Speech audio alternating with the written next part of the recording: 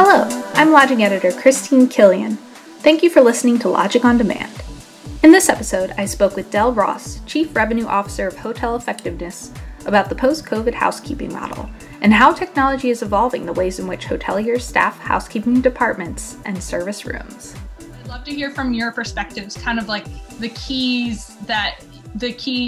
ways that the pandemic has really altered the housekeeping model and will likely continue to do so in the future. Sure.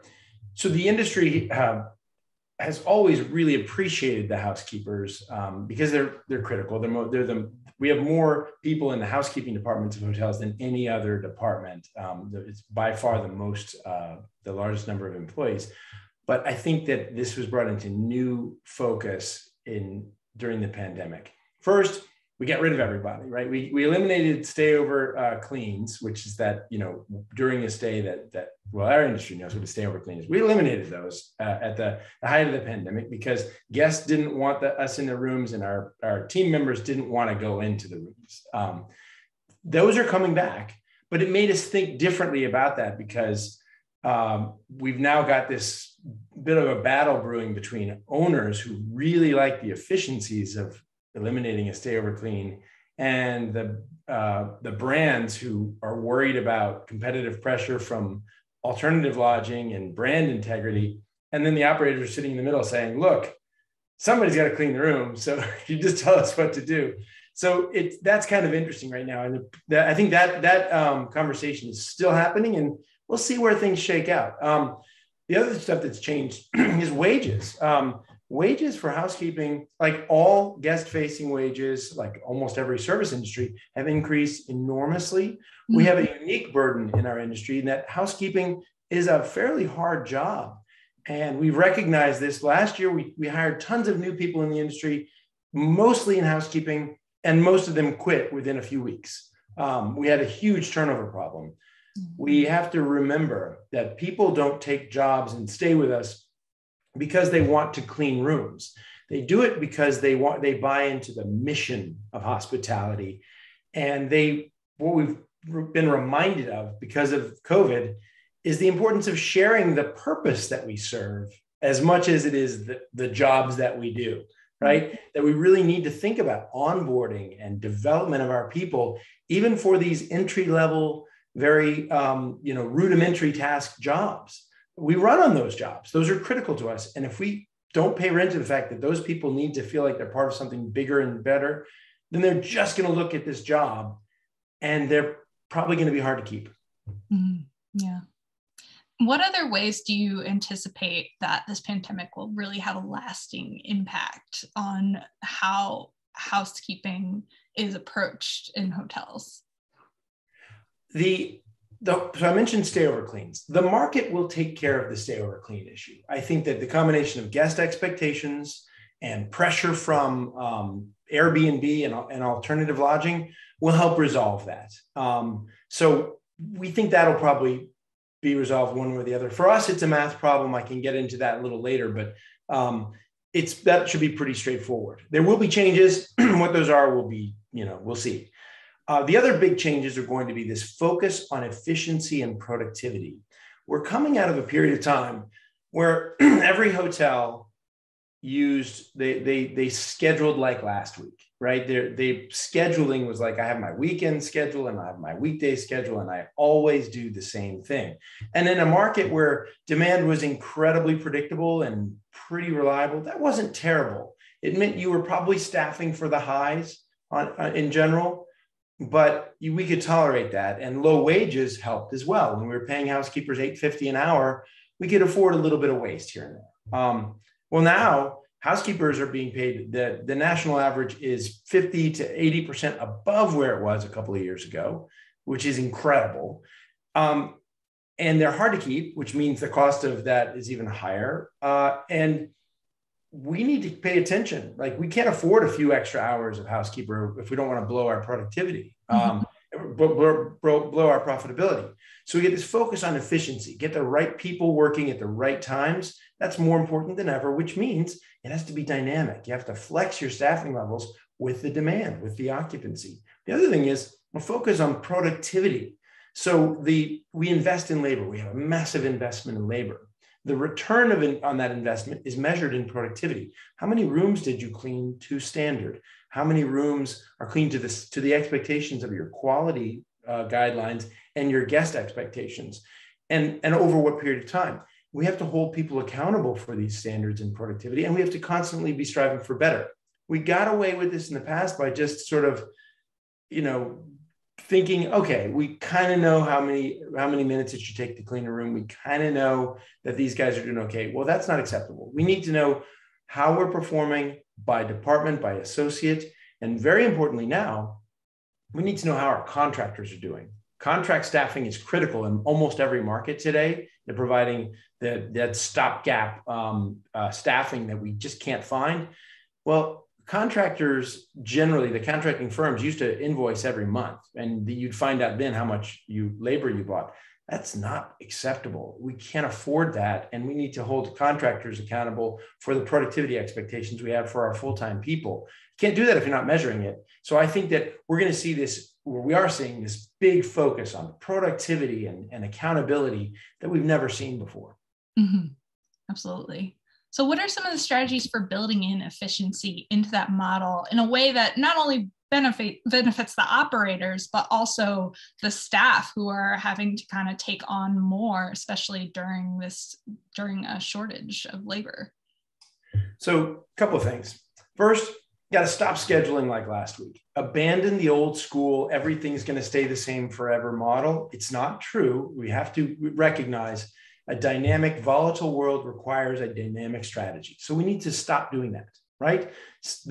Let the math be your guide, let the demand be your guide, and let that connect directly to your staffing model, which means that the number of people I have in the hotel working this Tuesday may be very different than last Tuesday and still different from next Tuesday based on what I'm expecting to have in-house. I know that sounds obvious, but it hasn't been for decades, maybe longer in our business. So stop scheduling like last week. Second, it's more important than ever that we cross-train our team members. We have more people certified for more roles because we want to make sure we're not over-hiring in any one area. And with the scarcity of labor, competition for labor, we want to be able to have somebody who today works in housekeeping, tomorrow might be working in a maintenance capacity or in a banquet capacity or something like that. We need that flexibility because we need to increase the frequency, and we can use our own people to staff the hotel the way we need to. That's really important. At the same time, those owners and operators that operate multiple hotels in a given market, they need to start pooling the labor. Stop treating each hotel as a separate, disconnected entity and start looking at ways to leverage the availability of talented, skilled, trained people in one hotel for the needs of another hotel, right? This is a hugely important thing. It was almost never done pre-pandemic. Now, the leading companies in the space are doing this. They're leveraging scale in a whole new way. So that's huge. Finally, we think that we need to re-examine some of the sacred cows of the industry. This would be things like the times that we start shifts, like housekeepers show up on weekdays at 7 a.m. or something like that. If we really look at those things, they're not driven by anything other than precedent, anything other than tradition. There's not really a strong reason for that.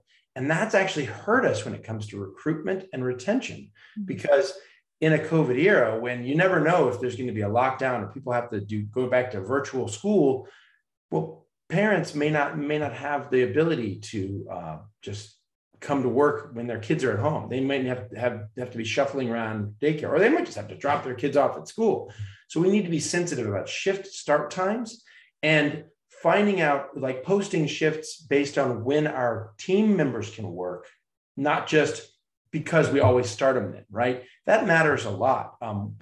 Just quick factoid, one of the key drivers of housekeeping attrition is that 30% of attrition comes from housekeepers who can't get 40 hours a week. Sounds nuts. We're starving for housekeepers, but it has to do with when they can work and when we want them to work, not connecting. Mm-hmm. Flex that, and we can give them 40 hours, and they're less likely to quit after a few weeks of frustration. That's really important. Mm-hmm. I do have one more thing. I was thinking about three, but the other thing is that contractor productivity. we need contractors in almost every hotel. We've got some need for augmenting our staffing. In some markets, it's most of your staffing, especially for housekeeping. Well, we need to hold those contractors accountable. We need to track their hours as if they were working in the hotel. We need to track their clean rates and their productivity, and make sure that we are reconciling that. Hotels that are doing that today, they're actually finding huge savings when they go and reconcile the invoices at the end of the month. And they're finding, hey, you know what? We track the hours you worked. There's 10 hours difference between what your invoice is for and what we actually saw. Not only that, but these associates you sent to us are fabulous. We want them back every time. These other associates, they didn't quite make it. Either they need to improve their productivity or we don't want them back.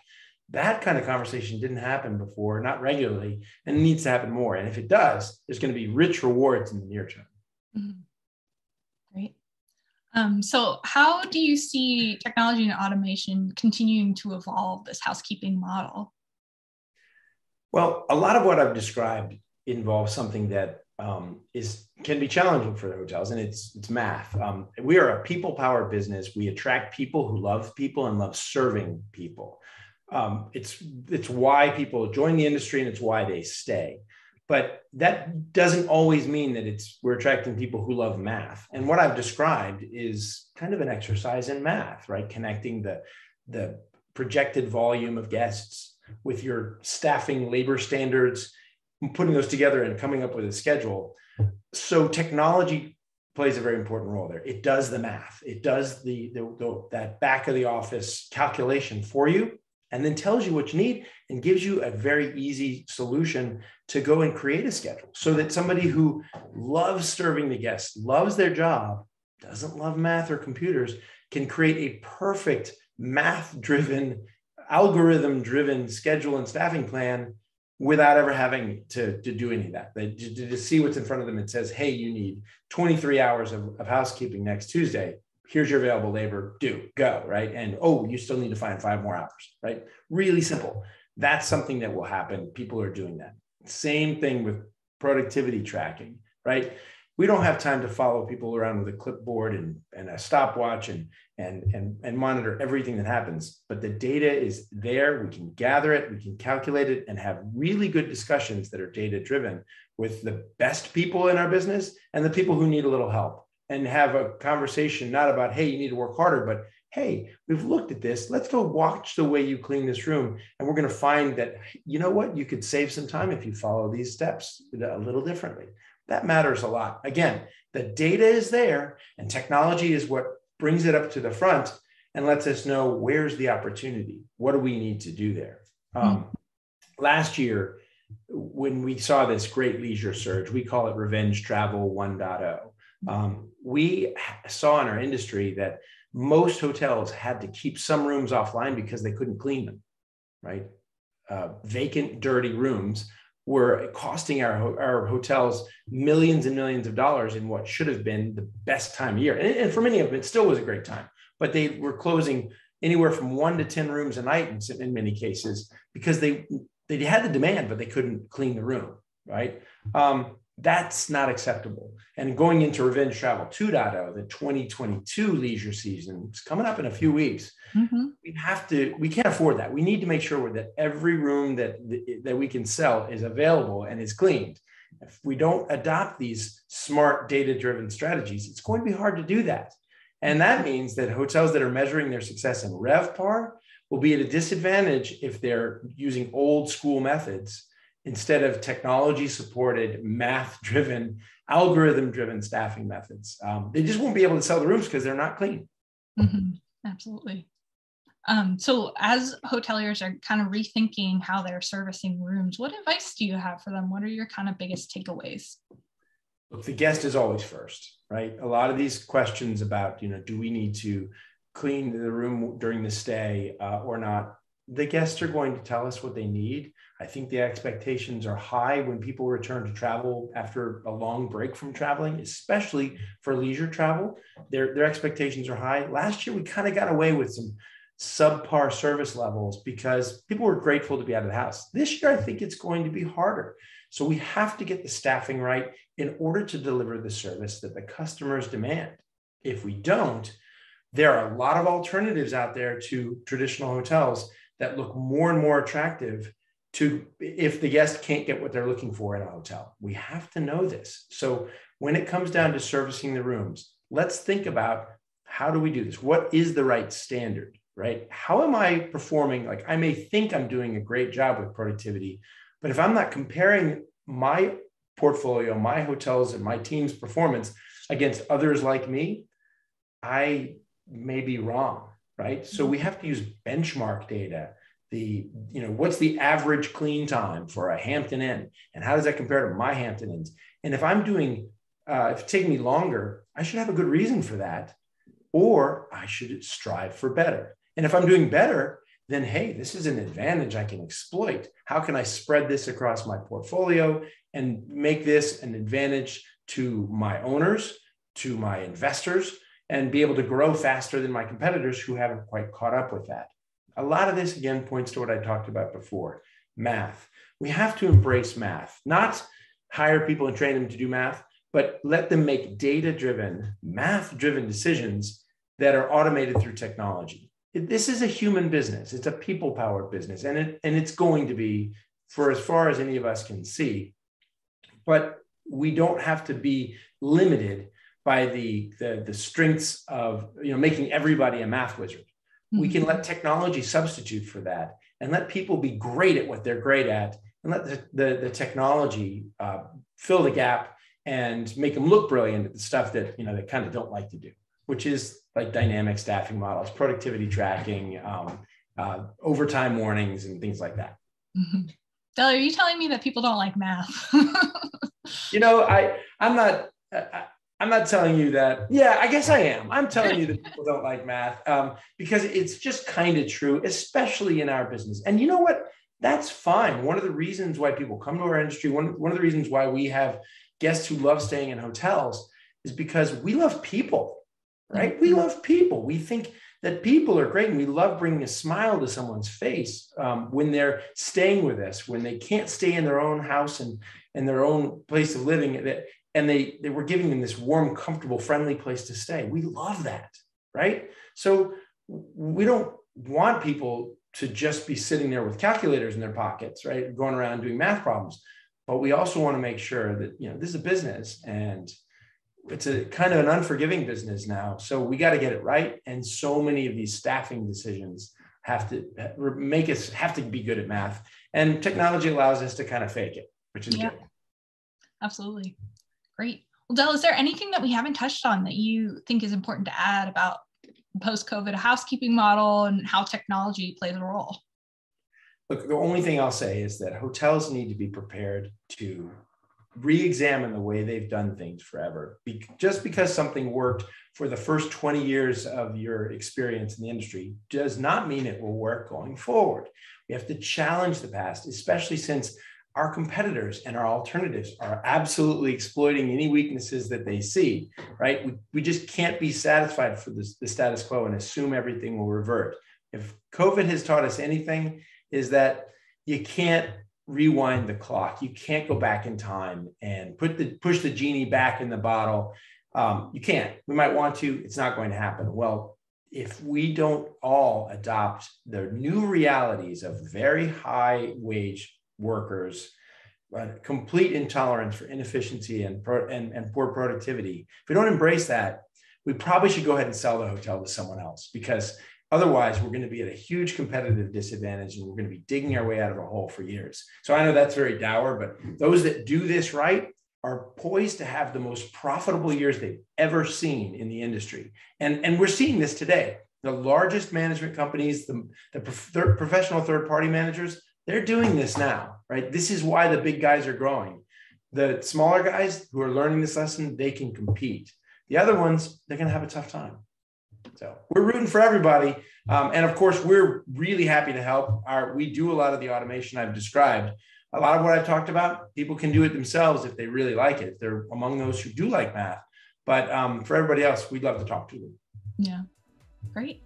Well, Del, thanks so much for your time and insights today. I really appreciate it. This has been very informative. Thank you so much. My pleasure, absolutely. Thank you for listening to Lodging on Demand. If you want more content like this, subscribe to Lodging Magazine on YouTube. You can also subscribe to Lodging on Demand wherever you get your podcasts. For news and updates, follow @Lodging Magazine on Twitter, Facebook, Instagram, or LinkedIn, or visit us at lodgingmagazine.com.